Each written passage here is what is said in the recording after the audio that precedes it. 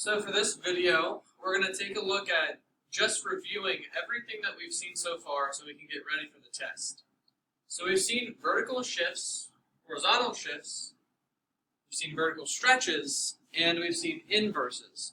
This video is only going to focus in on the first three. The inverses are a little bit different, so we're simply just going to look at the vertical shift, horizontal shift, and vertical stretch. Now, what we have here is the general form for any function. Each one of these letters represents something different. The A is going to take care of our vertical stretch. And we'll get into the details here in a second, but the A is only for vertical stretch. We have the C is going to be our horizontal shift, and D is going to be the vertical shift. So, as long as we remember the A, C, and D, we're pretty much good to go. We just have to remember what it means when they're positive, what it means when they're negative, and so on and so forth. But as you see here, vertical stretch, that's the A term. And that's the first thing we're going to take a look at here in this video. In fact, we're just going to stay on this page so that we can kind of play around with what happens when A, C, and D are positives or negatives. Now, take for instance the function x squared. If we were to graph this, it would be a parabola like this. Now, let's say instead of it being x squared, my new function is going to be negative. When your A is negative, this actually flips your parabola, in this case, or it just flips the graph, vertically over the x-axis. So what we can actually say is that if A is negative, so A being negative, or in this case, I'll write the whole word, negative, this actually is a vertical flip over the x-axis. So if A is positive, it's going to be the exact same shape and it's going to be in the same direction.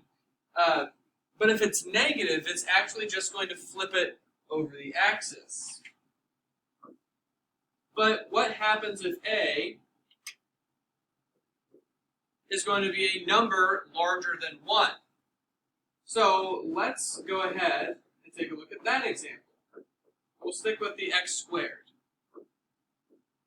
And again, we have our parabola just like this. Let's say our new function is 3x squared. What we kind of learned was that 3 is actually our rate of change, meaning our graph is going to vertically stretch, almost like a piece of taffy or a piece of gum. It's going to go up 3 times as quickly, meaning it's going to become skinnier, and as I said, go up quicker. And so on the test or on Math Excel, or if you're just doing a problem like this, you're going to go rise over run. So in this case, this graph would rise 3 and then go over 1. So it's that rate of change and slope that we've known for a while. So in general, if A is a positive number, it's just going to stretch like a piece of taffy your graph. It'll become skinnier, or it will simply just rise at a faster pace. If it's a negative number, it's going to flip over the x-axis. So it'll be the direct opposite direction. So those are the only things we have to focus in on with A. Now, the other two are a little bit easier because we're just shifting left, right, up, and down. We just have to remember one specific rule. We're going to focus in on D, the vertical shift. We're just going to say vertical here for a second. Let's go back to our basic function. It's x squared, and yet again, we have the same parabola. A vertical shift would look like this, where it's the same function, but then I add something on the outside. So I get a +4. What this does is it simply moves the y-intercept 1, 2, 3, 4 spots up. Whoops, and we have the exact same graph. Let me fix that there for a second. We get the exact same graph.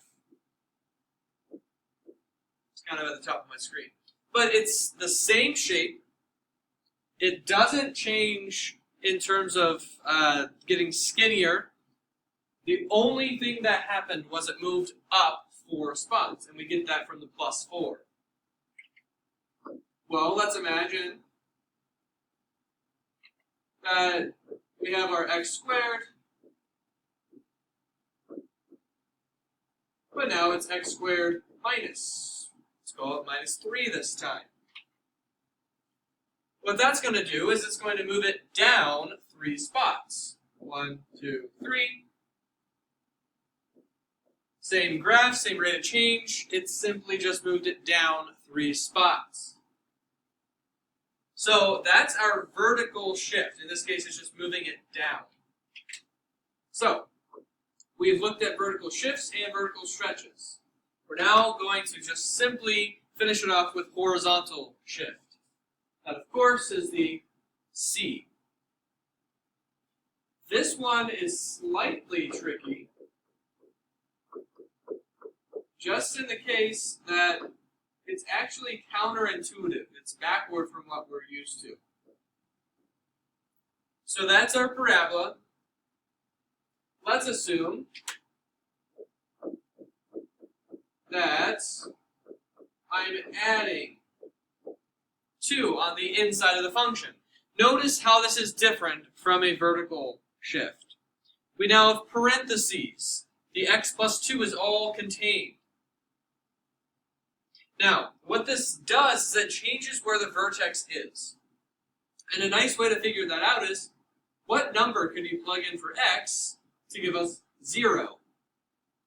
Well, -2 plus 2 is going to cancel out and give me 0. And that's why I actually have to move to the left 2 spots. Like so. So even though it says x plus 2 on the inside, we actually need to move left. And again, that's the whole vertex form of all these equations. Whatever makes it 0, that's what we have to plug in. So, to finish it off, we'll do the one last example of when C is going to be negative. We have our basic x squared again, just like so, but now we have the function x minus 2 all squared. What number do you plug in so that x minus 2 gives you 0? Well, in that case, it's going to be a +2, giving us 0.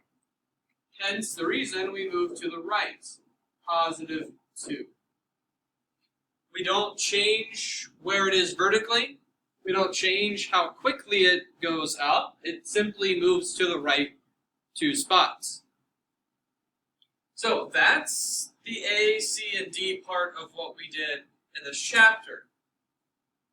Knowing A is our vertical stretch, C is the horizontal shift, D is the vertical shift, and knowing what happens when each one of those is positive or negative. The inverses, again, you can take a look in your foldable if you wish, and see how to come up with our inverses, inverse functions, or the inverse ordered pairs.